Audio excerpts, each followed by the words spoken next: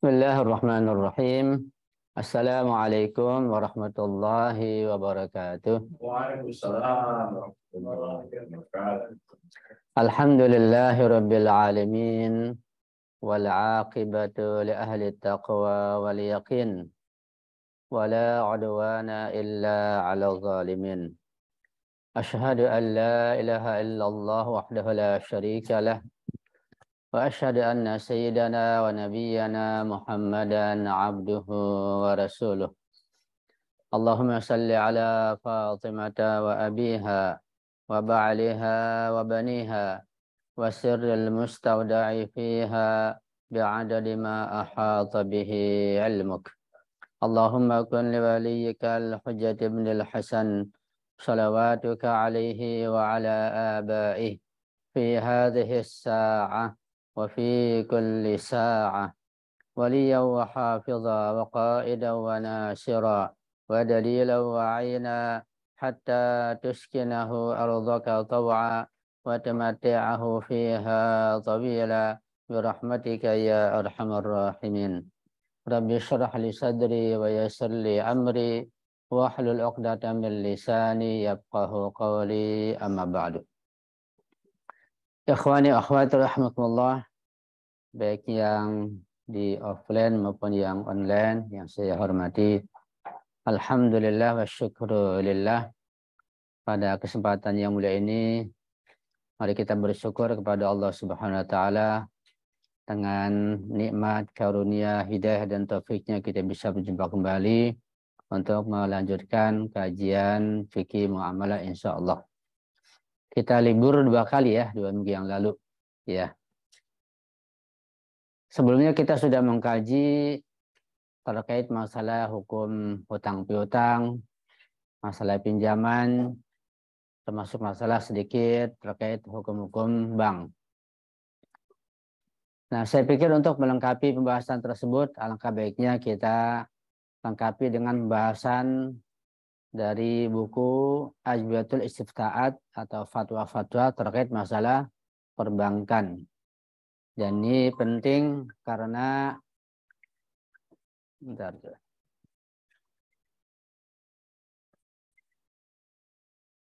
karena sering kita mengalami masalah ini dan kita hidup di masyarakat tidak lepas dari masalah bank.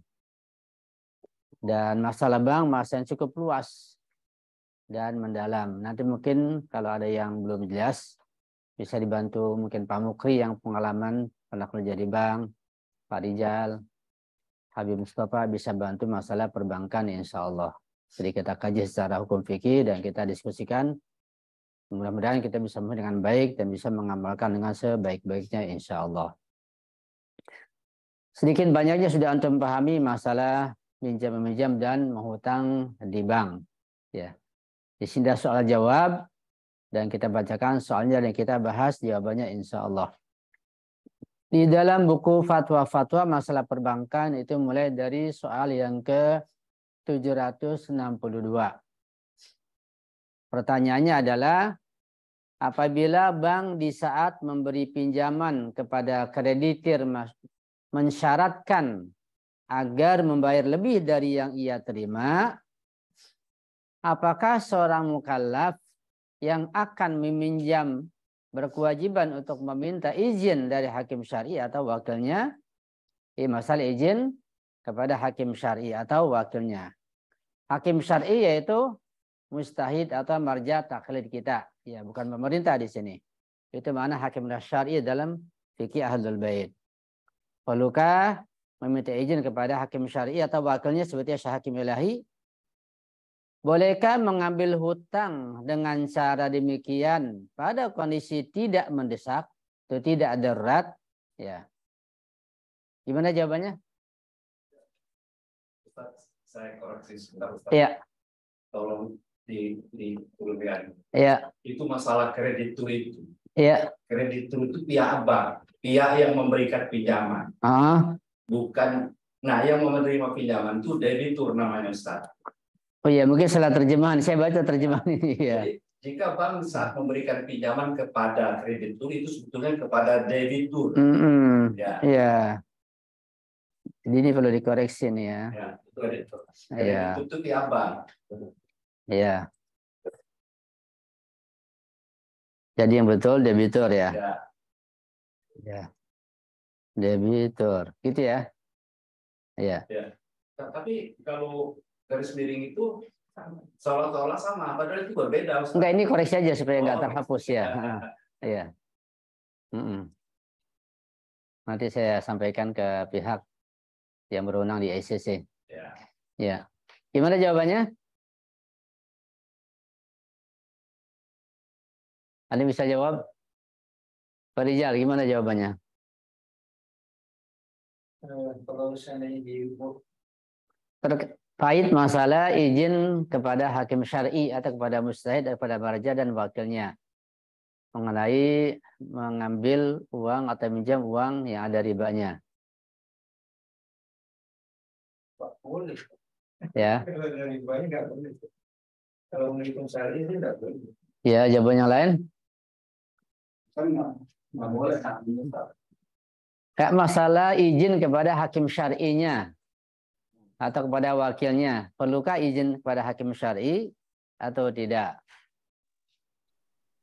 Tidak perlu. Nggak perlu ya? Ya, yang lain? Ya, kira-kira jawabannya. Pada dasarnya untuk mendapatkan pinjaman tidak ada syarat adanya izin dari hakim syar'i. Jadi nggak ada hubungan dengan hakim syar'i. Ya, diizinkan nggak diizinkan nggak ada hubungannya. Dan sekalipun diizinkan tidak berarti menghalalkan yang diharamkan. Meminjam atau menghutang dengan riba kan haram. Kalau dapat izin berarti halal, enggak ada hubungannya. Ya. Jadi pada dasarnya untuk mendapatkan pinjaman tidak ada syarat adanya izin dari hakim syar'i. Sekalipun pinjaman itu dari bank pemerintah. Secara hukum wad'i, perbuatan itu sah hukumnya. Walaupun dianggap sebagai pinjaman riba. Saya sudah jelaskan tentang hukum taklifi dan hukum wad'i. Barangkali ada yang ingat bedanya? Hukum taklifi dan hukum wad'i. Masalah terkait meminjam uang dengan bunga.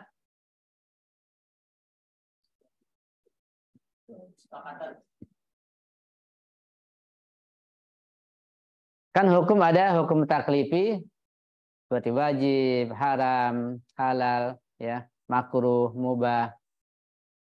Itu hukum taklifi. Hukum wad'i itu sah dan batil. Ya. Misalnya saya meminjam uang di bank dengan uang riba. Dosa atau tidak? Haram atau tidak? Haram. Ada ribanya. Berarti terkait hukum taklifi, saya terkena haram, maksiat, berdosa. Nah terus kalau saya sudah meminjam, sudah terlanjur, nah nggak tahu awalnya, boleh nggak uang itu saya gunakan? Pinjaman itu batil atau enggak? Tidak batal. Dosa tapi tidak batal. Ya, secara wad'i tidak batal. Boleh saya gunakan uang itu. Gitu. Sepertinya saya contohkan ketika seorang sedang sholat, dia melihat sesuatu yang haram. Ada perempuan lewat, misalnya tanpa busana yang rapi, atau melihat televisi yang berbuat dosa. Orang sholatnya, ketika sholat, dia terkena dosa, melihat sesuatu yang haram. Tapi sholatnya sah atau tidak? Sah. Secara taklifi terkena haram, berdosa. Secara wad'i perbuatannya sah. Jadi pinjam uang di bank ketika ada bunganya, meminjamnya secara taklifi berdosa, haram. Secara hukum taklifi. Ya, terkena dosa. Tapi uang yang sudah dipinjam boleh digunakan. Begitu. Karena secara wad'i dianggap sah.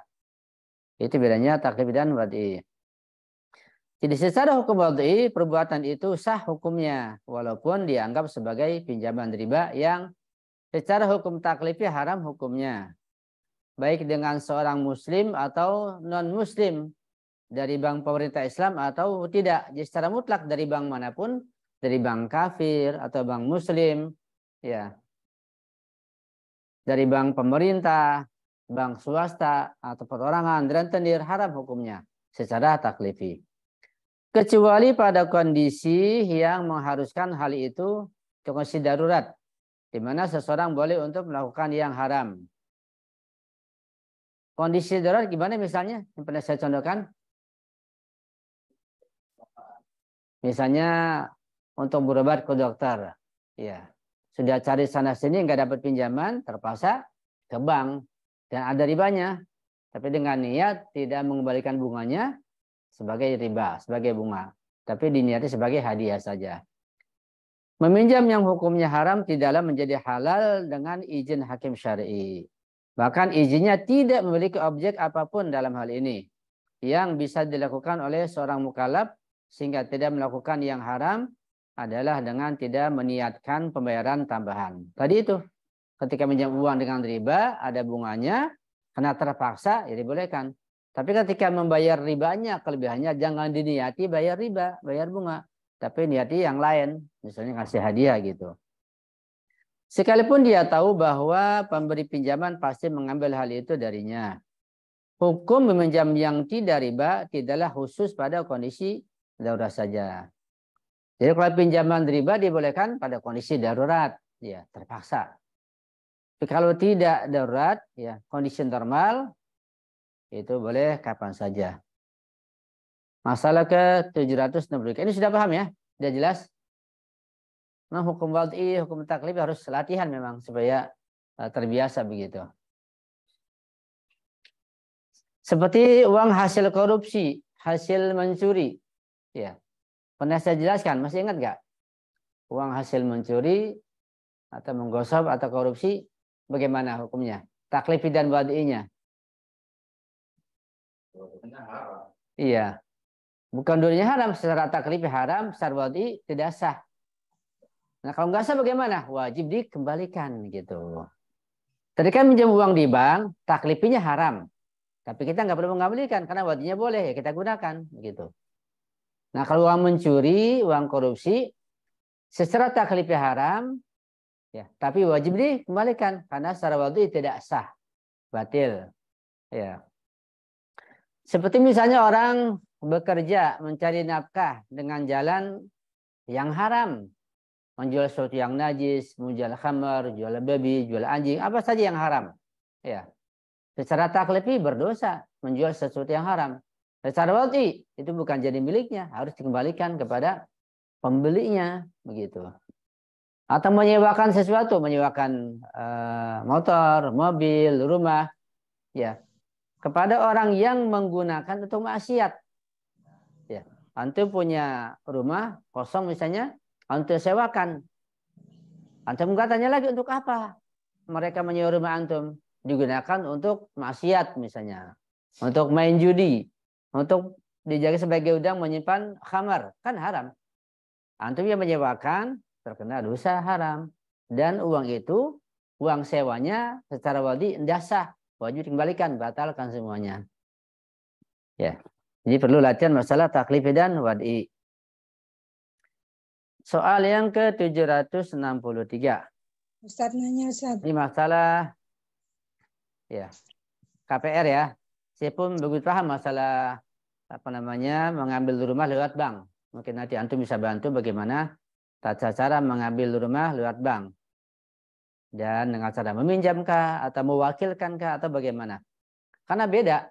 Walaupun lahirnya sama, kelihatan sama, tapi ketika akadnya berbeda, bisa jadi yang satu haram, yang satu halal. Gitu.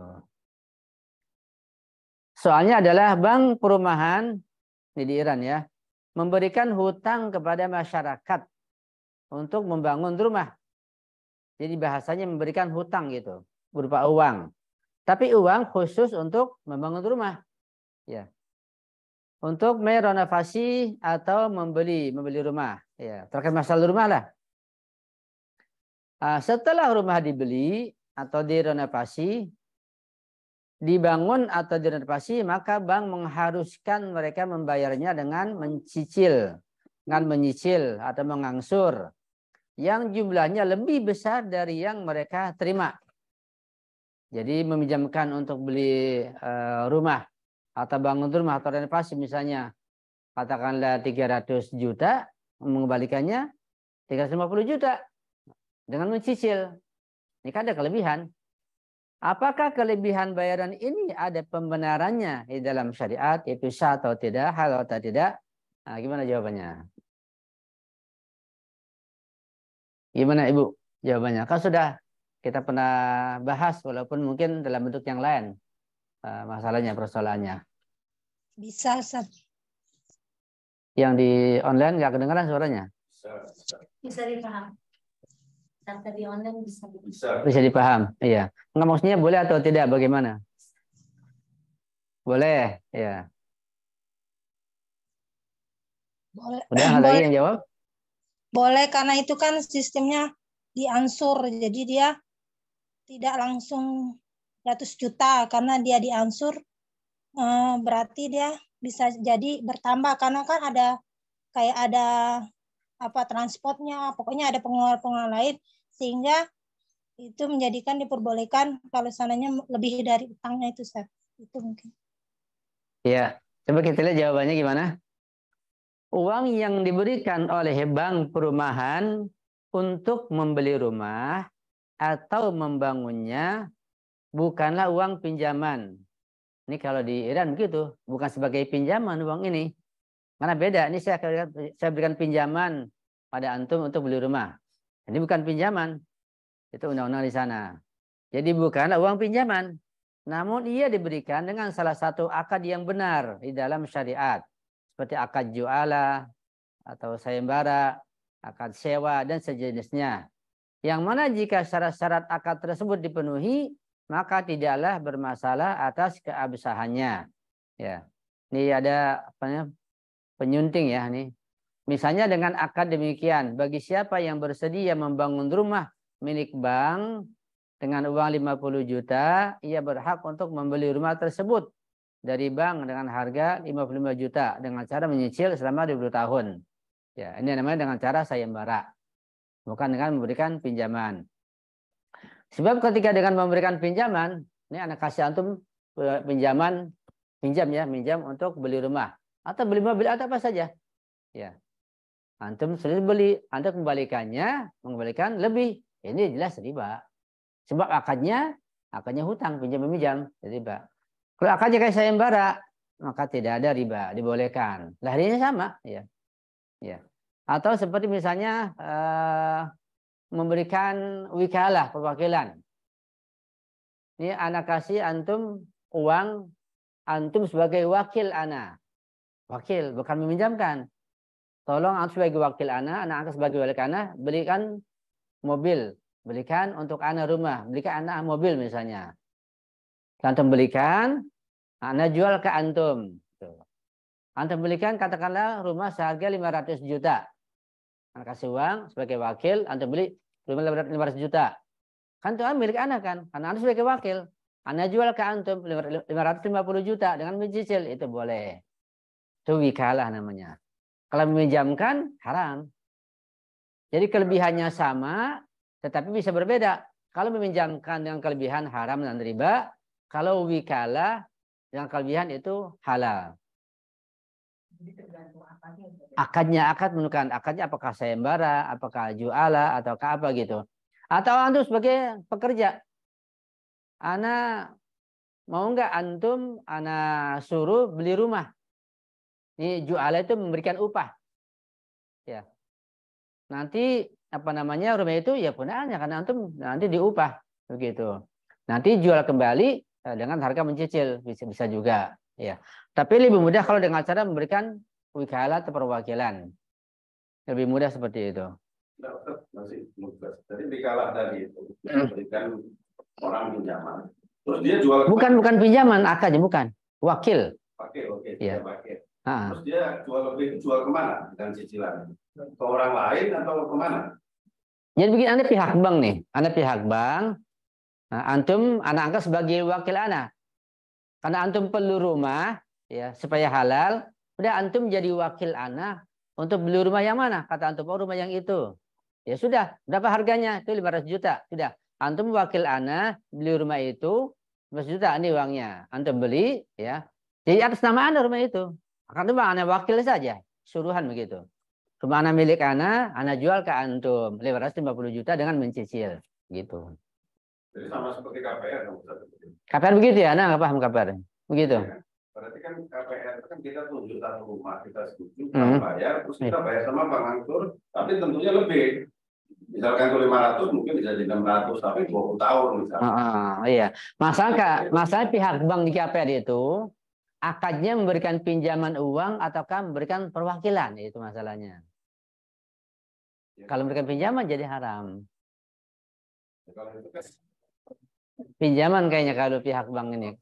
Iya, kalau di Indonesia pinjam, kalau di Iran bukan pinjaman, mewakilkan. Ya, tapi kan hampir sama itu. Hampir sama, lahirnya hampir sama. Nah, cuma kalau antum beli langsung, nih, anda pinjamkan uang antum beli rumah, langsung atas nama antum yang beli.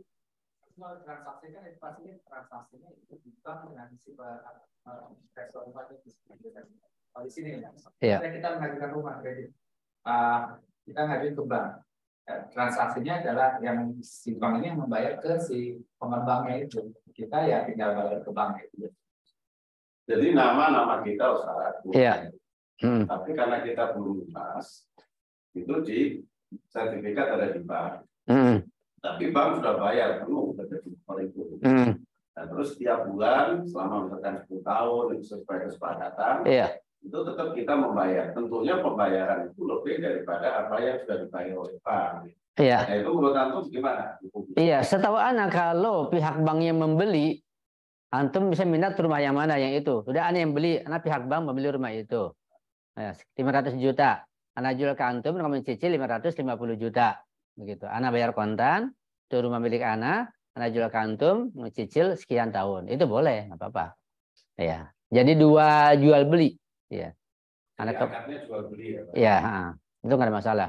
Yang nggak boleh itu satu meminjamkan, gitu. Meminjamkan, menghutang itu yang nggak boleh.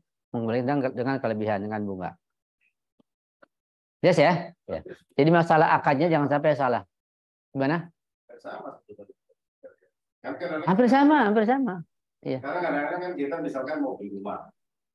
Nah, mau beli rumah itu bank mensyaratkan bahwa kita mesti punya DP misalkan 30%. Nah, gitu. Misalkan rumah ada besar, tinggal 30. Ya kan? Setelah itu kita yang 70 kita pinjam sama bank, itu gimana? Nah, meminjamnya itu, dia jual beli rumahnya boleh. Nah, meminjamnya itu ketika ada riba itu jadi masalah. Jadi kata-kata meminjam itu yang jadi problem utama itu ketika dengan riba. Jadi kita menghindari kata-kata meminjam itu yang harus dihindari dengan bunga. Sebab pinjaman itu mengandung pahala yang begitu besar di sisi Allah sehingga tidak ada embel-embel riba apapun berupa uang atau pekerjaan atau apa saja, nggak ada, harus bersih karena begitu besarnya memberikan pinjaman atau hutang pada orang lain ya. Jadi nggak boleh ada riba sama sekali kalau pinjaman atau meminjam. Tadi gimana antum? Allah ya, cerita apa ilmu yang di kuliah sama yang di realita bilang. Jadi kalau bank itu sebetulnya kalau dalam peraturan pemerintah mungkin sama ya, hampir sama setiap negara. Tapi nggak tahu, khususnya Indonesia itu nggak bisa yang namanya kan supaya tidak terkena hukum riba itu biasanya mereka itu sejenis akan mengotak-atik fikih gitu. Jadi iya namanya hilah ya. Kalau langsung minta dibeliin kan nggak boleh. Nah, caranya gimana? Mereka itu yang di lembaga keuangan syariah, kalau di koperasi itu aturannya kan Kementerian Koperasi itu membolehkan untuk membeli barang. Nah, cuma kalau di bank itu kan aturannya ke bank sentral. Nah, di aturan bank sentral itu nggak boleh banknya beli barang, itu nggak boleh. Biasanya begitu. Jadi kita mau apa? Tunjuk barangnya, nanti yang bayarin ke banknya. Nah, itu kan nggak boleh tuh. Iya. Nah, kalau koperasi atau koperasi syariah itu bisa membeli barangnya dulu. Jadi kepemilikannya koperasi pembeli, baru setelah nanti dapat barangnya koperasi itu dibeli sama konsumen. Iya. Nah, itu baru boleh. Boleh. Gitu. Betul. Nah, kalau ini tadi bank itu saya tanda tanya kok apakah juga di Iran itu juga nggak dilarang gitu ya kalau banknya bisa membeli barangnya dulu gitu. Iran punya undang-undang sendiri, ya boleh. Aturan di bank sentral kita yang di Indonesia itu kan melarang bank untuk seperti itu. Yang bisa melakukan hanya koperasi dan sejenisnya. Itu DFT atau enggak operasi syariah gitu. Iya. Jadi kalau beli rumah lewat bank sentral bagaimana? Nah, kepentohnya itu aturan banknya itu yang dari bank sentral itu tidak boleh bank itu membeli dulu. Nah, kalau nggak boleh membeli kan berarti sama aja bayarin bayarin langsung kan dari yang ditunjuk sama konsumen. Itu kan nggak yang dilarang pikir kan itu kan. Jadi, iya, meminjamkan itu. Kami itu punya produk itu namanya KPR, yang dijual itu yang KPR itu kredit komunikasi masyarakat. Berarti kita menjual kredit komunikasi. Nggak mungkin bang membeli aset berbentuk barang jadi atau rumah atau mobil atau motor. Menjualnya ya kreditnya itu. Tapi dengan apa mungkin kita beli barang ini sedang membayar ke. Kecuali barangkali barang sitaan ya, rumah sitaan itu. Pihak bank menyita kemudian dijual dengan mencicil. Lelang ya, dilelang. Oh ya, begitu. Iya, jadi kalau di Iran bisa seperti itu. Iya. Iya, dengan mewakilkan atau dengan memberi. Iya.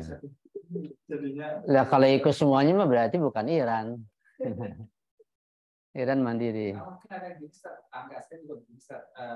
Dia itu punya modal. Jadi dia itu memberikan semacam kredit buat siapa yang mau beli Indonesia ke tetangga untuk TV. Nah, dia mau nanya mau butuh TV merek apa, jenisnya berapa inch. Nanti dia tinggal beli ke tokonya. Tinggal beli, nanti si pemohon kredit dikasih. Nah, tinggal dia membayar ke si pemodal itu. Iya. Cicilan ya tentu lebih besar. Kalau akadnya dia menjual barang itu, walaupun lewat toko, kemudian mencicil lebih mahal, nggak apa-apa. Yang nggak boleh meminjamkan itu, memberikan uang pinjaman, beli sendiri itu yang nggak boleh. Ya, soal jelas ya? Ya. Soal ke-764. Bank biasanya memberikan keuntungan atau bunga pada uang masyarakat yang disimpan padanya antara 3-20%. Ya, gitu betul ya? Ya. Di bank berikan keuntungan pada nasabah sampai 3-20%. Apakah boleh bunga tersebut dianggap sebagai ganti dari adanya inflasi yang menyebabkan turunnya nilai beli mata uang pada saat diambil oleh nasabah dibandingkan dengan nilai di saat menyerahkan, sehingga dengan demikian keluar dari hukum riba? Ada bisa jawab? 3-20 itu nggak ada. Nggak ada ya? Nggak ada. Paling sekarang itu 6,5. Nggak tahu nih di Iran sih ini. Ini pertanyaan di Iran. Di Indonesia bank konvensional itu bank deposito itu berarti 5,8. Oh gitu, ya. Ya, itu masalah presentasinya ya. Masalah hukumnya gimana? Hukumnya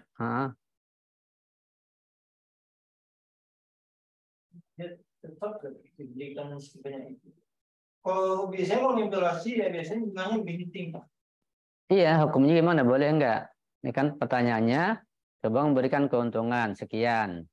Apakah boleh bunga tersebut dianggap sebagai ganti dari adanya inflasi yang menyebabkan turunnya nilai beli mata uang pada saat diambil oleh nasabah? Mungkin ketika menyerahkan kan setahun sebelumnya, sekarang sudah ada kenaikan, misalnya anjlok begitu. Ya. Pada saat resesi kemarin itu seperti kejadian 98 itu sempat bunganya sampai 35%. Ya bunganya kan masalah ada berapa saja. Yang hukumnya ini bagaimana? Enggak melihat mereka, kita hukum ini. Hukumnya tidak tepat kayaknya. Yang di online kecil suaranya ya, jadi nggak dengar. Hukumnya kayaknya tidak boleh Ustaz, haram, karena itu istilahnya kan gilingan rugi tidak sama-sama ditanggung. Ya. Ahsan, seperti kita lihat jawabannya. Jika kelebihan atau bunga dan keuntungan yang diberikan oleh bank merupakan hasil dari pemutaran bank, uang itu diputar sebagai wakil dari para nasabah di bawah salah satu akad yang dibenarkan dan syar'i, maka itu bukanlah riba. Namun keuntungan dari sebuah muamalah syar'i yang tidak bermasalah. Ini masalah ini bang di Iran. Dan ini pun fatwa rahbar. Jadi khusus fatwa rahbar pertama, kedua di Iran. Ini dua hal. Fatwa rahbar dan di Iran. Fatwa selain rahbar dan di Iran pun akan berbeda juga. Begitu. Sekarang seperti di sini kan sudah jelas. Di sini itu kan dipatok. Dalam arti kata sebelum kita pinjam tadi, kan ada rate misalnya 30-40%. Berapapun kan sudah dipatok. Kamu saya kasih dengan bunga sekian, itu kan nggak boleh. Iya, nanti ada perhitungan lain, ada cara lain.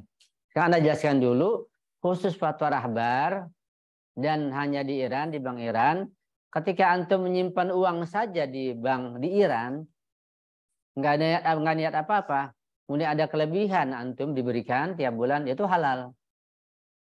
Menurut marja yang lain kayak Syekh Bejat, terus Sistani yang lainnya haram. Karena nggak ada akad kok, nyimpan aja dikasih uang, nggak jelas gitu. Nah kalau dengan akad syar'i ya jelas dibolehkan. Misalnya mudharabah atau mewakilkan. Misalnya katakanlah ini pihak bank, ya, Anda nyimpan uang 100 juta. Kemudian Anda wakilkan pada antum, uang ini antum kelola. Dalam hal yang halal, ada keuntungan, berapa dihitung? Nah, itu halal, itu mewakilkan. Baik dengan mudharabah atau musyarakah atau jual atau yang lainnya, akad yang halal yang syar'i itu dibolehkan. Bahkan Drabar mengatakan, sekalipun antum hanya nyimpan uang di bank, kan nggak ada akad apa-apa, nyimpan saja dah. Untuk keamanan misalnya, nggak ada akad. Itu dibolehkan dan halal diberikan pada antum keuntungannya tiap bulan. Kenapa? Karena bank di Iran itu di bawah wali faqih tidak mungkin mengelola hal-hal yang diharamkan. Nggak mungkin buka pabrik bir atau apa gitu. Atau khamar. Dan juga pasti dikelola dalam hal yang syar'i gitu. Dan islami. Karena itu sudah mutmain meyakinkan dibolehkan. Sekalipun tanpa akad yang jelas. Sekedar menyimpan saja begitu. Itu khusus fatwa rahbar. Kalau marja yang lain harus dengan akad. Akadnya yang jelas. Dan ini keuntungannya bagaimana? Keuntungannya harus jelas. Ketika keuntungan dipatok sekian persen, ya nggak apa-apa. Nanti di akhir tahun dihitung lagi. Nanti ada musolahah. Ya. Kelebihan kekurangannya nanti ada jalan damai. Jadi presentasi itu sifatnya sementara. Karena di PT itu nggak bisa. Karena ketika dikelola keuntungannya kan bisa turun naik. Mungkin sekarang keuntungannya sekian. Nanti tahun depan bisa. Jadi di apa namanya hisabnya, muhasabahnya seperti itu. Alal hisab namanya. Nanti dihitung lagi di akhir tahun. Ya. Jadi kalau misalkan kita bukan patok, tapi kita kasih persentase. Ya. Misalkan persentasenya dapat keuntungan anggaplah itu 10%. Ya. 10% itu kan angkanya naik turun tergantung. Ini Husain baterainya. Ya. Itu berarti boleh. Coba diulangi. Seperti tadi kan Ustaz bilang tadi ya. Bahwa apa namanya patokan itu sifatnya sementara.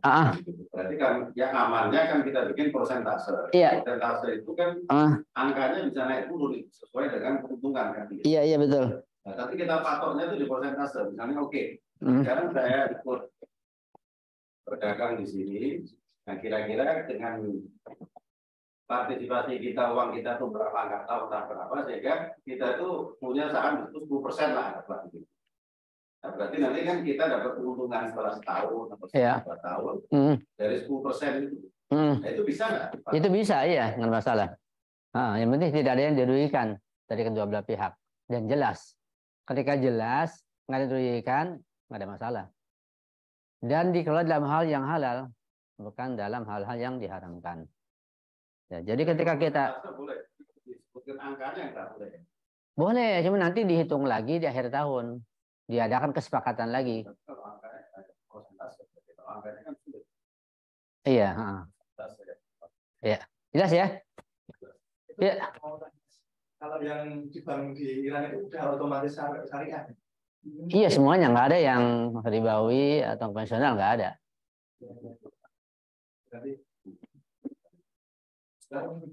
Makanya ini terkait dengan jual beli ya, terkait dengan nilainya jual beli emas kan, pinjam emas, meminjamkan emas.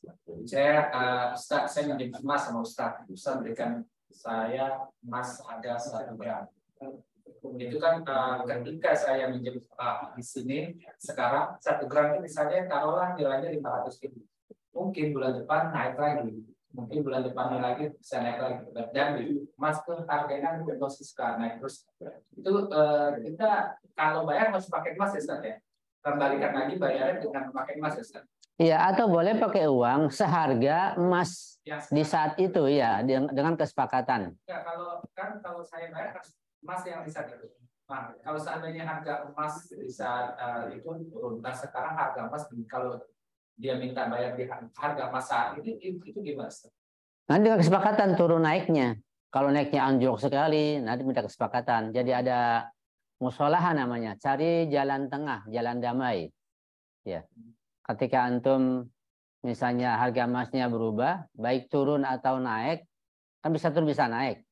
Nah, jalan tengahnya adalah musyawarah, cari jalan damai, kesepakatan bersama, saling ridho begitu. Kita bisnis emas ini, pinjam emas ini dengan mengganti harga emas yang mungkin saat ini saya menjamkan emas di bulan ini pada start. Nah, nanti di bulan depan harga emas naik ya. Kita minta harga apa bentuk emasnya aja itu kan pasti harganya sesuai dengan harga yang ada pada saat ini. Ya, setahunya kalau dipatok begitu jadi muskilah. Ya, sebab layaknya meminjam emas itu dibayar dengan emas juga. Ya, atau dengan sejumlah uang di masa itu. Misalnya Anda pinjamkan antum katakanlah emas 1 gram dengan seharga berapa? 100.000 misalnya. Nah, kalau antum nanti nggak bisa ganti emas, antum ganti uang. Begitu. Ternyata terjadi inflasi, ya musyawarah, cari jalan damai, cari keridhaan masing-masing. Ya, jadi nggak bisa dipatok harganya sekian, nggak bisa. Karena juga inflasinya kan belum ketahuan berapa. Saya minta ganti emasnya aja kalau dengan harga emas 1 gram tersebut dikembalikan lagi. Nggak apa-apa. Iya, nggak ada masalah. Menambahkan ini tadi, kalau ya. Misalkan dipatok harga, dia kasihnya emas atau uang emas. Misalkan kita kasihkan, saya mau berikan pinjaman ini disesuaikan sama harga emas, tidak bisa begitu. Atau harus emas yang kita berikan. Kalau meminjam emas harus emas, jangan meminjam emas berupa uang. Oh, iya. Nggak bisa. Iya, ada muskilah sultannya begitu. Itu cari-cari keuntungan dengan cara seperti itu. Nah, pada umumnya ketika meminjamkan dimanapun, ya cari keuntungan tujuannya. Iya. Kalau si peminjamnya akhir-akhir ini, saya belum seperti Mas nih. Dia minta ya udah kasihkan dengan uang dengan harga emas yang ada sekarang. Itu gimana? Harga sekarang kan pasti naik dari bulan lalu. Itu boleh nggak? Ya tadi itu ketika ada musyawarah, cari jalan damai, ada kesepakatan, saling ridho, kan ada perubahan, nggak ada masalah. Iya. Karena tidak diprediksi sejak awal kan, dan perubahannya juga nggak tahu berapa nanti naiknya atau berapa turunnya, inflasinya kapan, bagaimana nggak jelas. Nah ketika terjadi betulan, cari jalan damai, namanya musyawarah, ya saling ridho. Mas sudah tahu Mas bukan ekstrasi. Karena itu ya dengan cara seperti itu untuk mencari keuntungan. Ya. Ini kejadian sebenarnya banyak terjadi di kampungannya saya di Madras. Iya. Misalnya dia minjam tahun 70-an itu harga emas 25. Emas kalau di sana tuh satu emas itu 4 gram lebih, 4,5 gram. Satu emas itu sama dengan 4 gram. Satu kotak, satu balok atau apa? Satu koin. Jadi mereka menyebutnya satu emas itu sama dengan emasnya beratnya itu digramkan itu 1,5 gram. Namanya satu emas gitu. Ya, satu emas. Sama kayak uang dinar. Dinar iya. 4,5 gram. Oh begitu. Nah, di Sumatera itu seperti itu. Jadi kalau jam itu berapa emas itu? Ada kasus itu pinjam 24 emas. Tercatat itu ada ceritanya. Nggak bayar sampai tahun 2000 itu mungkin. Banyak bisa. Nanti ketika bayar harus cari jalan damai. Kalau nggak bisa ya cari penengah. Kalau nggak ya ke pengadilan supaya selesai. Karena sudah inflasi kan pastinya sudah sekian tahun. Iya. Bisa dianu, tapi dia menjaminkan sesuatu sih. Jaminkan misalnya jaminkan tanah itu tanahnya bisa diambil. Tanahnya bisa diambil, iya. Bisa ya? Karena jaminan itu bukan milik, bukan pemindahan milik, hanya jaminan saja. Ya. Tapi yang kayak seperti gadai juga kan, gadai hanya jaminan. Si penerima gadai ini nggak mau mengembalikan kan? Ya itu urusan dia dengan Tuhannya, dosa. Secara taklif dosa haram, nggak bisa. Secara Islami nggak begitu, nggak boleh. Ya, lanjut ya. Apa hukum bekerja di bank dengan sistem riba bagi orang yang terpaksa bekerja di tempat tersebut karena tidak adanya pekerjaan di tempat lain yang dapat melangsungkan kehidupannya? Ini gimana nih? Ini berat nih, Anika.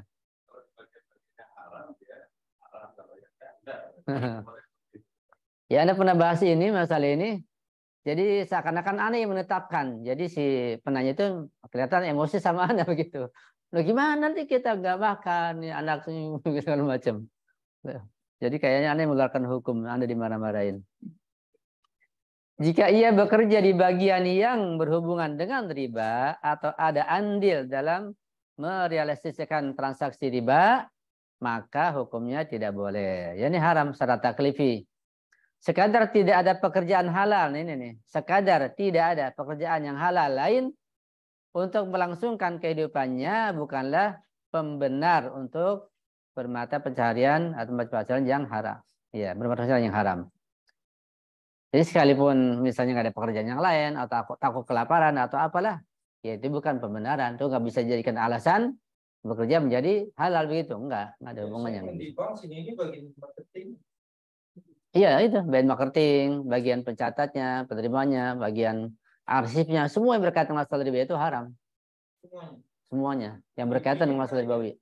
DP-nya kena juga. Iya. Mana yang bikin sistem ini? Bikin sistemnya gimana? Bank itu ada sistemnya. Iya. Dikomputerisasi kan yang bikin. Iya, terkena juga. Kena juga ya? Itu terkena. Ada andil.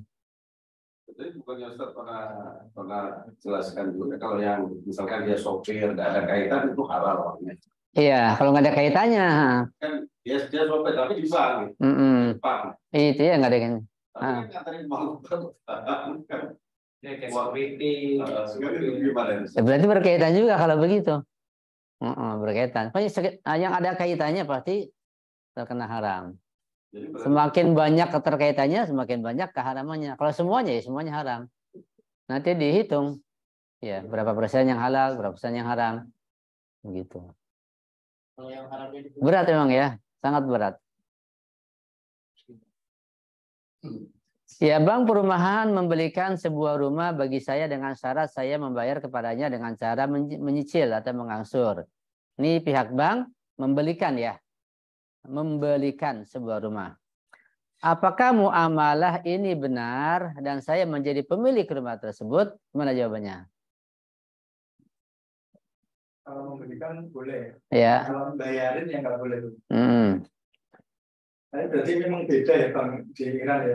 Soalnya kalau di Indonesia itu benar-benar yang ikut sistem federalisme Amerika itu bank itu tidak boleh memiliki barang gitu. Jadi yang bisa itu hanya koperasi dan sejenisnya. Jadi ini unik ini berarti di Iran. Kalau di Indonesia itu udah terlarang gitu ya. Karena peraturan BI soalnya. Kalau tidak boleh memiliki barang. Jadi ya kalau mau beli ya saya beli gitu. Saya kasih uangnya ini beli sendiri gitu. Kalau di koperasi, beli koperasi bisa akadnya koperasi beli dulu, nanti barangnya serah terima di akhir. Gitu. Kalau koperasi nggak kena aturan bank ya? Enggak, karena koperasi induknya Kementerian Koperasi dan bukan ke bank, iya. Nah, ini mempengaruhi kan sistemnya. Iya. Jawabannya adalah jika bank membeli rumah tersebut untuk dirinya, untuk pihak bank, dan menjualnya kepada Anda, jadi bank membeli, ya, kemudian menjual kepada Anda dengan cara menyicil atau mengangsur dalam pembayarannya, maka tidaklah bermasalah. Ya. Soal juga bekerja kan gini saja. Kalau kita marketing perbankan atau marketing leasing itu kan nggak boleh haram karena kan biasanya terkait dengan sistem yang ada di sini leasing itu biasanya kan Ya, kalaupun dia tidak menggunakan cuma, tapi dia menggunakan denda, misalnya baik buat para aku jadi yang mengutang. Nah itu gimana dengan marketing motor atau marketing mobil yang memasarkan juga dengan label ininya cicilan, karena kan mereka pasti kan disponsori oleh pihak leasing dan pihak bank, tapi mereka menjual mobil. Tuh, saya menjual mobil, tapi saya promosikan ini loh cicilan yang dari leasing ini, dari bank ini sekian, dari bank ini sekian. Biasanya kan mereka bekerja menyebarkan brosur, Ustaz. Brosur untuk menyicil motor atau mobil. Itu gimana, Ustaz? Mereka apakah ikut dalam hukum mempromosikan keuangan sistem bank, atau mereka hanya dikenakan menjual mobilnya saja? Itu gimana? Itu ya. Nanti saya pelajari dulu ya. Belum paham betul. Saya pelajari dulu ya. Lebih jelas karena jawab langsung ya khawatir juga belum paham betul. Ya. Karena dia bekerja di perusahaan mobil atau perusahaan motor. Iya. Iya. Sekarang mereka mempromosikan ini table banknya itu, pembayaran cicilan bukan sekian. Iya, insyaallah. Soal 767. Beberapa bank memberi pinjaman. Ini kan beri pinjaman nih, ya. Perhatikan, memberi pinjaman. Beberapa bank memberi pinjaman untuk membangun bangunan dengan cara ikut serta dalam kepemilikan dengan salah satu akad yang ada. Kemudian mereka menetapkan adanya kelebihan atau bunga dalam pembayaran sekitar 5-8%. Apa hukumnya? Ya. Jadi pihak bank ini memberikan pinjaman untuk tujuan membangun bangunan dengan cara ikut serta dalam kepemilikan. Jadi diusahakan dalam kepemilikannya dengan salah satu akad yang ada. Kemudian mereka menetapkan adanya kelebihan bunga dalam pembayaran sekitar 5-8%. Gimana? Bentuk kepemilikan di sini realnya bagaimana, Ustaz? Nah ini belum paham ini. Iya. Sebab begini, Ustaz.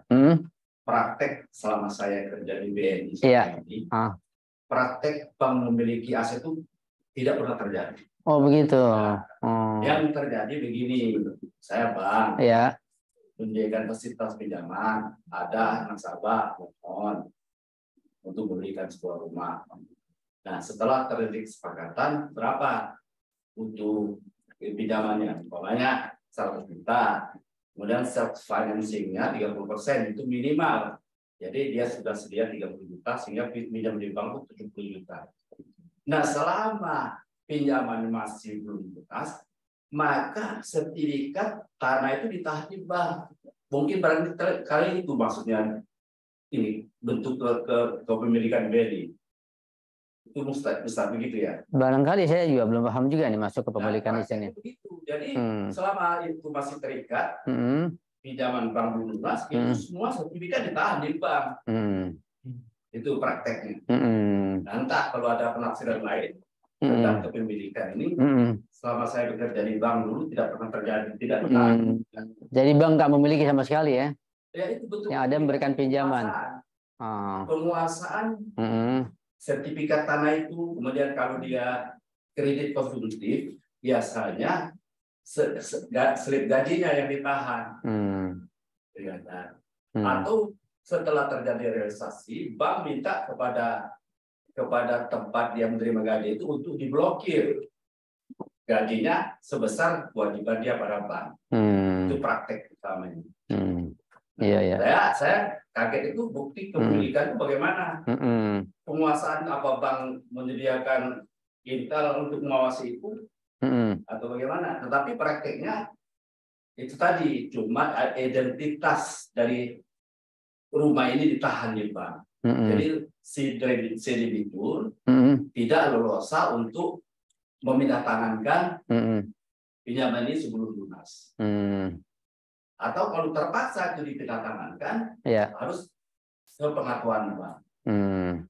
Itu prakteknya. Soalnya kalau di Iran, bank bisa memiliki, bisa membeli, bisa jadi ini ya mengajak nasabahnya atau orang yang invest juga ikut memiliki juga. Jadi semacam kerjasama musyarakah begitu. Ikut memiliki juga dari hasil bangunan atau pembelian bangunan misalnya. Terus kalau case dari Pak Menteri tadi boleh nggak? Kalau pikirnya. Itulah kalau namanya sifatnya meminjamkan, bukan membeli, itu bermasalah. Mengembalikan dengan kelebihan, namanya bunga. Ada 30%, 30%. Nah, itu yang 7% itu kemudian dikembalikan sebagai pinjaman dengan ada bunganya, itu yang jadi masalah. Karena akadnya meminjamkan, bukan mewakilkan atau misalnya pihak bank membeli kemudian dijual kembali. Karena pihak bank nggak memiliki. Nggak boleh, kecuali darurat terpaksa. Kondisi terpaksa, maka ya dibolehkan. Dengan niat nanti uang ribanya itu, ketika bayar uang riba, jangan niat bayar riba. Tapi niat memberikan hadiah. Begitu solusinya, menurut Rahbar. Kondisi sekarang ini biasanya leasing atau bank itu dia di perjanjian awal pada saat usianya itu menyatakan bahwa mobil atau rumah itu adalah milik bank. Itu jatuhnya kita menyewa. Jadi kalau seandainya kita ke macet suatu saat bisa diambil oleh bank.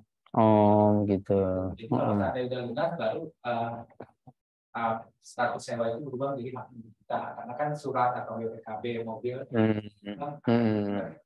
Itu akadnya nggak syari karena akadnya jadi bercabang.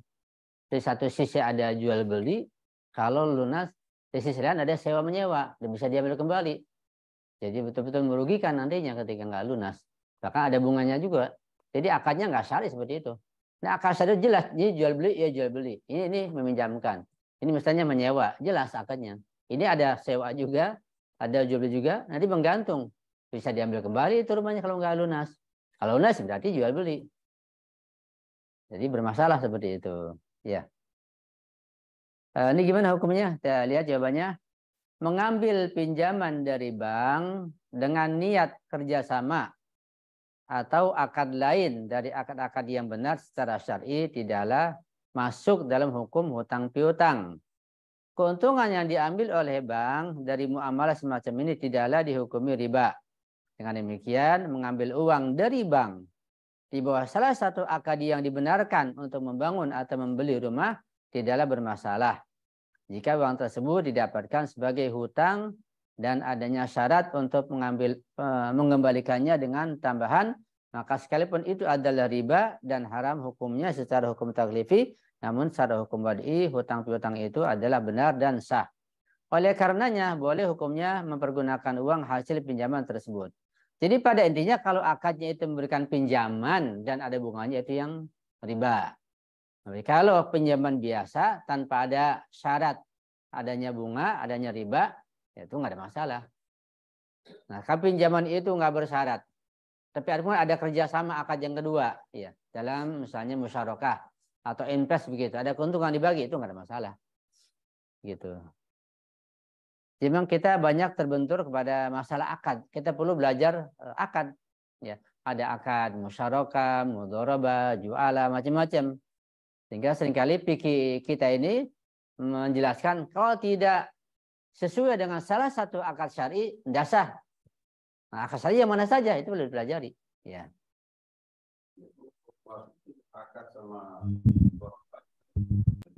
Iya. Kalau prinsipnya sudah tahu. Iya. Ya apapun case-nya tahu gitu. Iya. Kalau mudharabah sudah kita pelajari ya. Iya kan? Sudah. Mudharabah sudah, ya. Penting kan? Penting nanti kita bahas mudah-mudahan. Iya, betul. Karena salah ucap, salah ngomong, ya bisa bermasalah hukumnya. Soal 768. Ya, apakah bunga yang diwajibkan untuk dibayar oleh ini kreditur lagi nih, penerima kredit,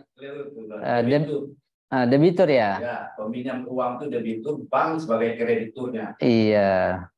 Ini debitur harusnya ya. Ya. Ada lagi nih.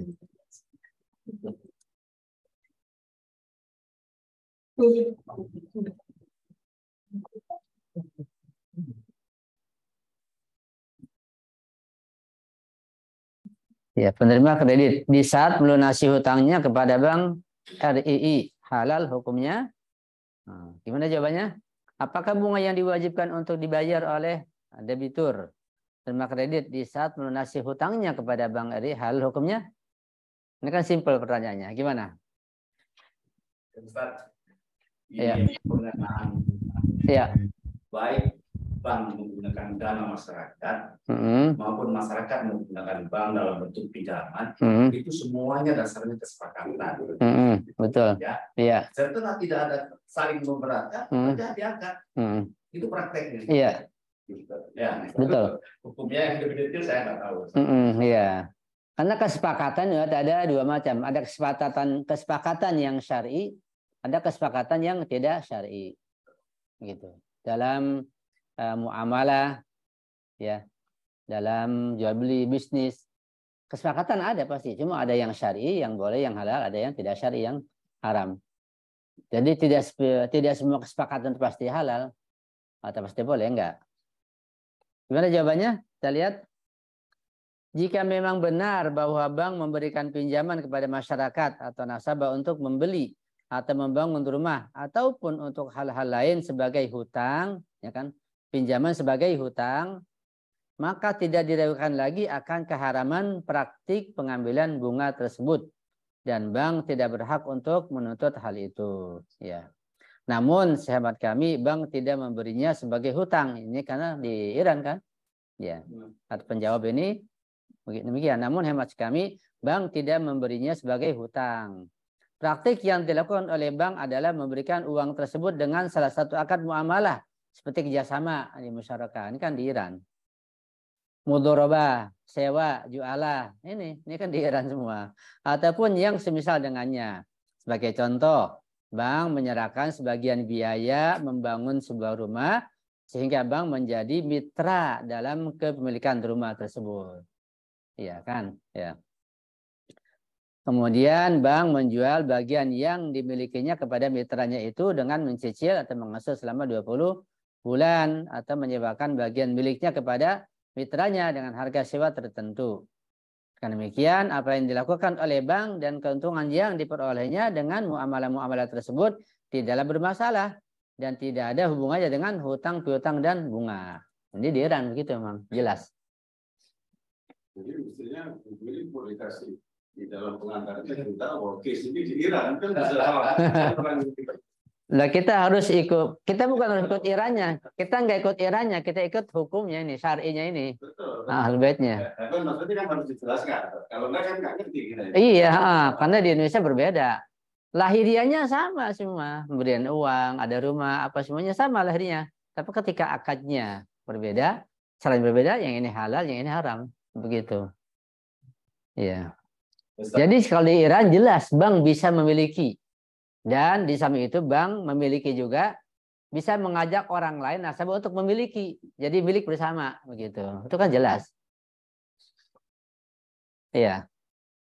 Kalau ini hukum-hukum seperti ini itu ada pada bank BSI sekarang, bank syariah sekarang itu seperti itu. Bank syariah sekarang itu seperti itu. Antum yakin seperti itu? Ya. Saya bisa datang ke mereka. Nanti dia bisa memberikan dan memang mereka memberikan tingkat bukan bunga yang keuntungan itu bisa besar. Dan kerugian juga bisa besar. Iya. Dia memberikan, misal kita mau minjam uang atau minjam, ya mereka memberikan keuntungan yang besar itu pada bank kecil. Malah kalau bank komersial malah kecil banget. Iya, gitu. Mana lanjut? Ustaz, ya. Ini kata-kata uang dipinjamkan bank kepada debitur itu sulit kalau tidak dikatakan hutang. Di prakteknya loh, Ustaz. Iya. Nah, bagaimana caranya? Di Indonesia ini rata-rata begitu. Setiap kali uang memberikan pinjaman kepada nasabah, itu pasti akan hutang kredit, hutang pada bank. Dan pasti ada bunganya. Pasti. Iya. Karena uang yang dipinjamkan oleh bank adalah uang dari masyarakat. Ya, masyarakat dikumpulkan, kemudian ditetapkan pricingnya, menyangkut adanya margin, baru jual kembali kepada dunia usaha kepada para debitur. Itu semuanya ada bunga. Bank meminjamkan dana masyarakat juga ada bunganya. Iya. Bank meminjamkan kepada pengusaha juga ada bunganya. Itu praktek selama ini yang saya tahu. Karena itu ketika tidak terpaksa, nggak boleh, haram hukumnya, terkena riba. Kalau nggak terpaksa. Kalau sudah terpaksa, nggak ada jalan lain, ya apa boleh buat, namanya terpaksa. Terus kita mengakui dosa, bertobat. Iya. Seperti umpamanya untuk beli rumah, Ustaz. Iya. Maaf ya, saya tidak sampai pensiun itu tetap mengangsur pada bank untuk membeli rumah. Namanya UMG, uang muka gaji. Iya. Jangka waktunya 15 tahun, 20 tahun, gitu ya. Iya. Nah, jadi walaupun saya sendiri sebagai pegawai bank akan sulit, tidak dikatakan itu hutang. Iya. Gitu, Ustaz.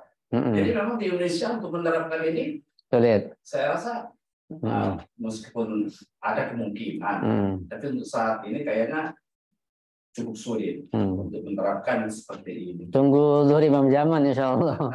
Iya.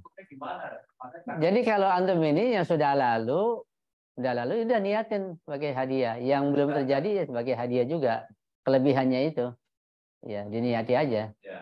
Yang belum tahu dan setelah tahu juga. Dan selama saya 29 tahun di bank, itu sudah banyak kajian-kajian tentang mengapa pendapat para kiai maupun para ulama Indonesia maupun luar negeri itu tidak sepakat bahwa itu riba atau tidak riba. Belum sepakat. Iya. Sehingga ya kami jalan terus. Iya. Betul, memang mereka ada ikhtilaf ya. Ya. Sebab masalah bank, hak di antara maroji pun ada ikhtilaf. Tadi itu kayak pendapat Rahbar, kalau bank di Iran, khusus di Iran, dan khusus atau Rahbar, antum menyimpan uang di bank, dikasih keuntungan, itu halal. Menurut marja yang lain, tidak halal. Harus ada akad yang jelas, baru halal. Ada ikhtilaf juga, cuma nggak sedasar kayak di Indonesia. Dan ikhtilafnya jelas, punya mabna, punya dasar masing-masing. Tetapi Rahbarnya apa? Ada unsur politisnya atau bagaimana? Enggak, kalau masalah ijtihad, enggak terkait masalah politik atau apa, enggak. Masalah ijtihad itu membahas dari mungkin dari kondisi darurat. Karena kalau antum mengkaji usul fikih, ada kaidah fikih itu ad-daruratu tubihul mahdzurat atau la dzarara itu berapa jilid-jilid itu aja. Satu kaidah itu jelimet sekali, tidak ada ikhtilaf. Ukuran darurat, ukuran mudarat sejauh mana, itu juga ada beda pendapat. Misalnya Syekh Makarim mengatakan seperti bahaya merokok. Kata beliau, Syekh Makarim, merokok sudah jelas bahaya dan mudornya pasti. Kata beliau, rokok haram mutlak. Yang mengisapnya, yang membuatnya, yang menjualnya, yang semuanya haram. Syekh Makarim mengatakan karena jelas. Di situ ada doror. Jadi kata halal doror oleh doror, kata beliau, itu kaidah ini sangat jelas nggak berlaku di masalah rokok. Bab dorornya sudah jelas begitu. Nah kata Rahbar tidak. Kalau perokok itu berbeda-beda antara yang jantungnya sehat, yang kuat, olahragawan, dengan orang yang mungkin bukan olahragawan, ya. Kalau dia merokok terkena penyakit haram. Nah dia kena penyakit. Yang sehat, kuat, jantungnya kena masalah, ya dia nggak haram. Nah dia kata Rahbar, rokok itu ya tergantung. Kalau si perokoknya membahayakan buat dirinya haram, kalau enggak ya enggak. Itu hukum awalinya. Hukum tanawi beda lagi. Itu dari kaidah situ aja begitu. Jadi baru dari satu kaidah. Ya, nanti kalau Imam Ma'sum datang, Imam Zaman, udah langsung nggak pakai kaidah, nggak ada, usul fikih nggak ada, marja nggak ada, langsung sudah. Semuanya jelas. Ya. Nggak ada istilah dan semua gamblang jelas, dan beliau menghukumi dengan batin. Tapi pun ada orang mencuri, orang berzina, saksi nggak ada, ya kan beliau sudah langsung dengan mengetahui hakikat langsung dihukumi di masa itu nanti. Karena keadilan tidak mungkin bisa ditegakkan atau sangat sulit tanpa mengetahui hakikat. Ya, ada orang dituduh mencuri atau membunuh, buktinya mana? Nah, kalau dengan cara hukum Islam harus ada saksi, ada bukti, sementara bukti atau saksi nggak ada. Jadi menggantung terus sampai sekarang. Kalau dengan hakikat, misalnya ilmu hakikat atau ilmu langsung ilmu apa namanya, ilmu hakikat itu, ilmu batin, ilmu syuhudi, langsung sudah dihukumi. Kita percaya pada Imam Maksum. Di hatta Nabi pun dan para imam setelahnya tidak pernah menghukumi dengan ilmu hakikat atau dengan pandangan syuhudi, tapi dengan lahiriah. Ya. Karena itu ketika misalnya Ibnu Muljam, ketika Ibnu Muljam belum membunuh, ya dia bukan pembunuh. Walaupun dia akan membunuh, Ibnu Muljam akan membunuh. Ya kan dia belum membunuh. Ketika baru akan membunuh, nggak bisa diadili, nggak bisa dihakimi, ya belum terjadi. Walaupun hakikatnya tahu, nggak bisa, nggak dipakai. Kalau sudah kejadian baru. Nah, nanti biasa Imam Jaman dengan hakikat, sehingga keadilan bisa merata begitu. Itu begitu kira-kira, ya. Lanjut ya, masih ada waktu? Ya. Setelah bank memberikan kepada saya sejumlah uang untuk bekerja sama, ya kan ada nasabah diajak kerjasama dengan bank dalam sebuah proyek. Setengah darinya saya serahkan kepada teman saya dengan syarat dia yang melunasi bunga yang harus dibayarkan kepada bank. Apa kewajiban saya?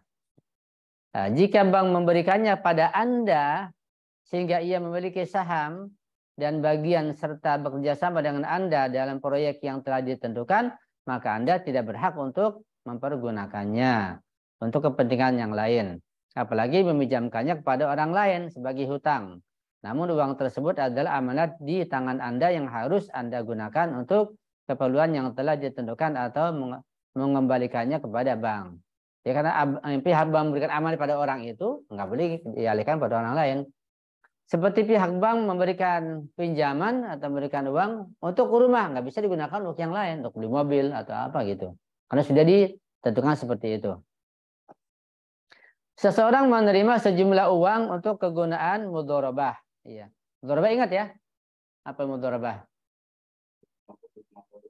Dalam hal? Enggak juga. Enggak salah. Apa yang lain mudharabah itu apa?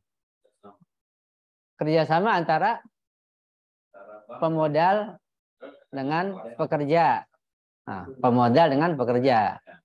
Bekerja sama. Dalam hal perdagangan, khusus dagang. Nanti keuntungannya kesepakatan. Mau 50-50, 60-50, 70-30, tergantung kesepakatan. Jadi khusus dalam perdagangan, mudharabah. Mudharabah nggak terjadi dalam hal yang lain kecuali dalam jual beli perdagangan, buka toko, jual apa, namanya mudharabah. Jadi ingat ketika ada kata mudharabah yang tergambar jual beli begitu antar pemodal dengan pekerja. Ya. Seseorang menerima sejumlah uang untuk kegunaan mudharabah dengan sebuah dokumen palsu dengan syarat setelah berlalunya waktu tertentu ia harus mengembalikannya kepada bank dan ditambah dengan bunganya. Pertanyaannya, ketika bank tidak mengetahui akan kepalsuan dokumen tersebut, maka apakah hal itu dianggap sebagai hutang dan bunga yang harus ia bayar adalah riba? Apa hukumnya jika bank mengetahui hal itu, namun dia tetap memberinya? Langsung ya. Jika pelaksanaan akad mudharabah yang dilakukan oleh bank, salah satu syaratnya adalah keabsahan dan keaslian dokumen tersebut, di mana akan dilakukan atasnya, maka dengan asumsi bahwa dokumen tersebut adalah dokumen palsu, maka akad itu batal hukumnya. Ya, konsekuensinya uang yang diterima dari bank bukanlah hutang dan bukan pula mudharabah. Namun dari hukum kewajiban menanggungnya adalah sama dengan sesuatu yang diterima dengan akad yang tidak benar, akad yang salah. Maka semua keuntungan yang didapat darinya adalah milik bank. Ini semua jika pihak bank tidak tahu akan kepalsuan dokumen tersebut. Namun jika bank mengetahui hal itu, maka uang yang diambil dihukumi sebagai barang gosop. Jadi kerjasama dalam perbuatan dosa. Ya. Ini kalau bank tidak mengetahui, nah, jadi kena dan dokumen palsu berarti semua keuntungan jadi milik bank, gitu. Ya, sebenarnya begini, Ustaz. Ya. Dalam proses pemberian kredit itu, kalau sudah terdapat kepalsuan dokumen itu nggak sampai ke perjanjian kredit, sudah langsung ditolak, gitu, Ustaz. Iya. Nah, kecuali umpamanya dalam perjalanan, ternyata sertifikat yang diserahkan ke bank itu palsu. Nah, itu tergantung tergantung bank apakah itu macet apa tidak pinjaman itu.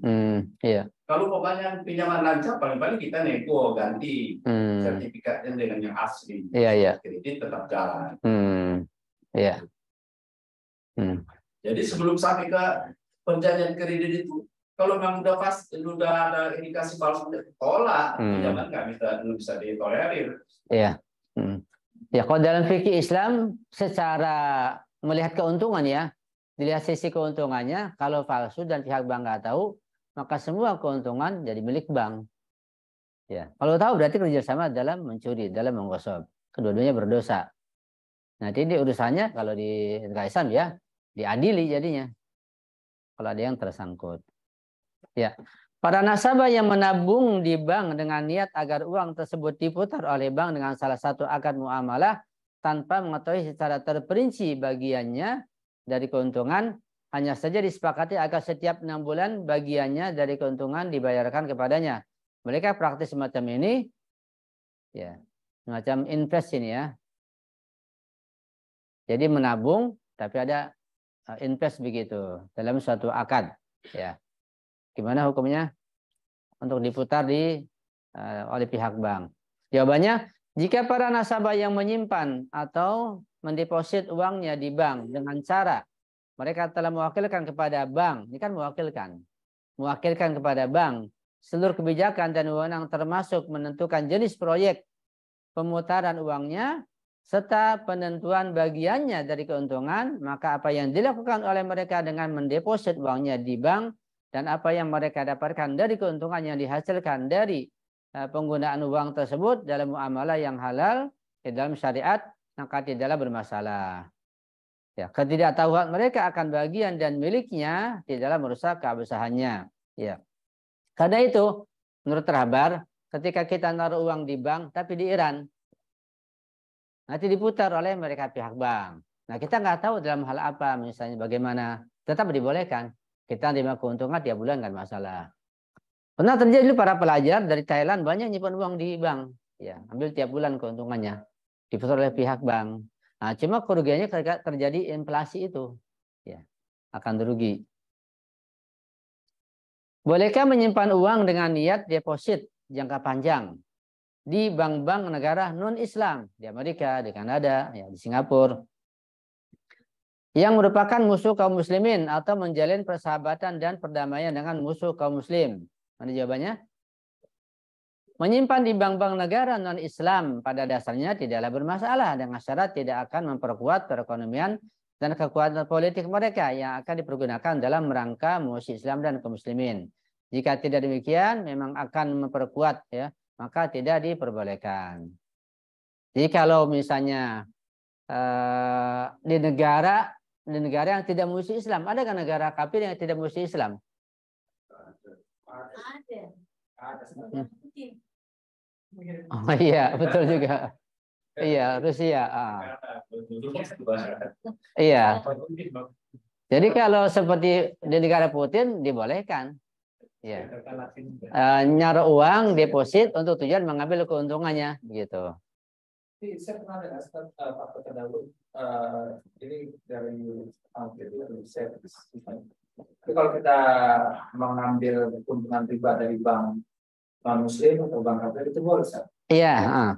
Jadi kita menyimpan uang di Amerika, katakanlah, kan bank non muslim. Hukum awali boleh, nggak ada masalah, karena bank milik orang kafir. Hukum awali. Tapi kalau dianggap memperkuat posisi mereka, menguntungkan mereka, melemahkan kaum muslimin, karena hukum sanawi itu, jadi nggak boleh di situ. Ribanya boleh. Iya. Berarti Ustaz kalau begitu, jadi praktis tapi hampir sama. Jadi sekarang franchise yang larinya uang ke Israel itu berarti nggak boleh kita beli. Karena dia jelas kalau menambah memperkuat mereka, ekonomi kata maju, jelas membantu mereka, nggak boleh. Apalagi Israel Zionis sudah sangat jelas. Sudah tidak bolehannya. Ya. Kalau seperti kasus ini, Muhammad Amka yang baru itu kasusnya deposito itu. Depositonya cuma 7 miliar. Sekarang karena nggak dibayar cuma dia minta pun 800 miliar itu bagus. Itu kan bunga semua gitu. Iya. Kan dia muslim kan. Iya. Gimana itu? Nggak tahu dia depositnya ada akad musyarakah kerjasama atau kemudharabah atau kita nggak tahu. Kalau nggak ada akad, kan deposito bisa dengan adanya akad mudharabah atau jual atau apa, bisa tanpa akad. Kalau yakin tanpa akad berarti bunga murni nggak boleh. 1988 itu jadi. Oh gitu. Iya. Iya iya. Karena dia nuntut bunganya aja 3,9%. Bunganya jelas disebut bunga ya, bunga haram jadi. Iya. Masih ada waktu nggak nih? Masih ya? Tinggal dikit. Dengan memperhatikan sebagian bank yang ada di negara Islam dimiliki oleh para tiran yang zalim, ya kayak di insan negara Islam kan, dan sebagiannya adalah milik negara kafir atau perusahaan-perusahaan swasta kaum muslim atau non muslim, maka apa hukum melakukan praktik perbankan dengan masing-masing mereka? Melakukan transaksi yang halal di dalam syariat dengan bank-bank tersebut tidaklah bermasalah, transaksi yang halal.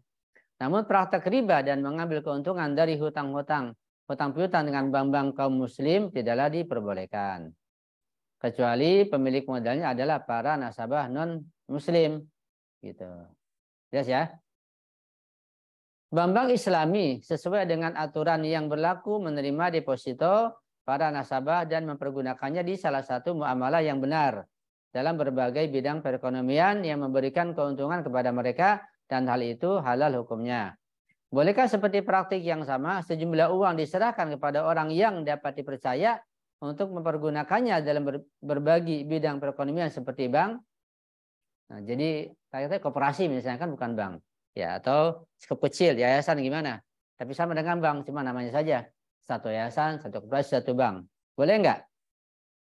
Jika uangnya diserahkan kepada pihak lain, pada koperasi, yayasan, bank, itu sebagai hutang yang disyaratkan agar pelaku perdagangan membayar kepadanya keuntungannya dalam jumlah persentase tertentu setiap bulan atau setiap tahun, maka secara hukum taklifi haram hukumnya.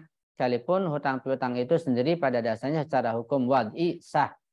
Keuntungan yang didapatkan dari sebuah hutang adalah riba yang haram hukumnya secara syar'i.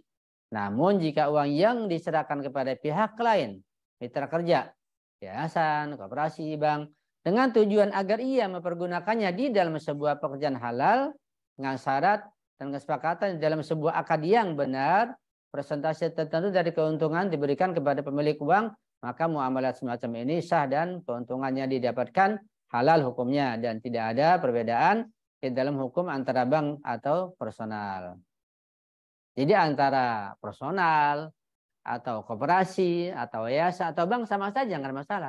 Yang jelas sistemnya kan, ketika meminjamkan ada riba haram, ketika mewakilkan, nah tentu tidak halal. Atau misalnya menyerahkan dalam bentuk akad tertentu, mudharabah atau musyarakah, maka tidak ada masalah mengambil keuntungannya.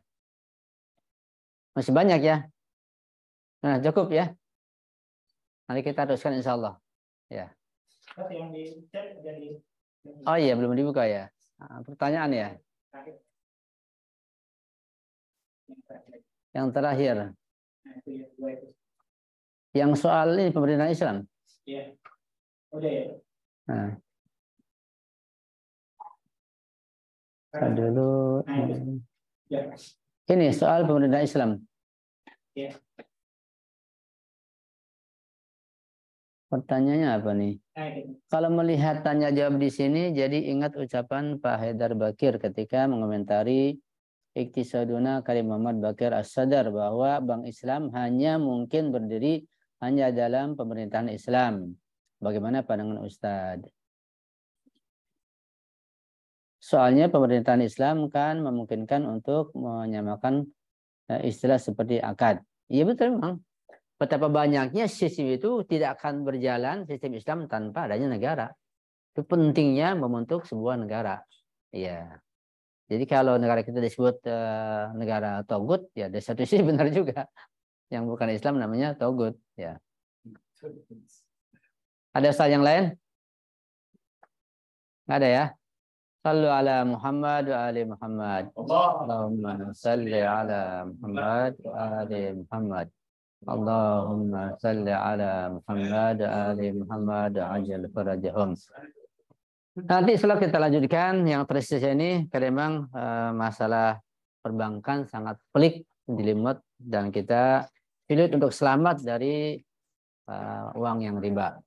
Ayatul Makarim Syuroji mengatakan, dan saya pernah sampaikan, ini beliau. Dan beliau hidup di Iran, di Qum lagi.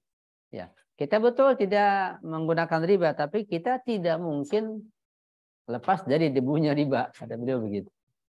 Ya Allah, saking beratnya masalah riba ini. Iya. Iya. Ya, sekian dari saya, mohon maaf. Kita jumpa lagi. Insyaallah, mari kita baca doa fardhu bersama-sama. Bismillahirrahmanirrahim. Allahumma kun li waliyika al-Hujjat ibn al-Hasan salawatuka alaihi wa ala abai fi hadhihi as-sa'ah wa fi kulli sa'ah وليا وحافظا وقائدا وناصرا ودليلا وعينا حتى تسكنه أرضك طوعا وتمتعه فيها طويلا برحمتك يا أرحم الراحمين. Sekian, maaf saya akhiri. Assalamualaikum warahmatullahi wabarakatuh. Waalaikumsalam.